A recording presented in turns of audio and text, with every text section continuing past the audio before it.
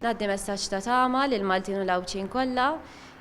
Nispera li jsegwu l-eżempju tagħna u jieħdu dan il-vaċċin għax ovvjament il-ħajja f'dawn l-aħħar xhur inbidlet ħafna, kulħadd beda jesperjenza tbatija modi differenti u nixtieq li llum jekk illum l-esperjenza ma kienet xejn, nuru lil poplu Malti u Awċi li dan il-vaċċin huwa it-tama tagħna biex jgħinna f'dawn iż-żmien tan diffiċli.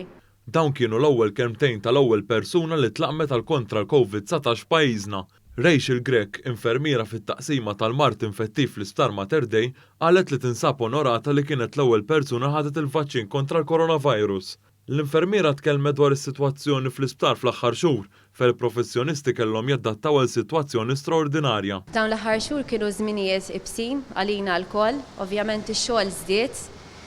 F'qasir żmien kellna ovvjament nitalmu sistema ġdida anke tal-apparat protettiv illi nilbsu.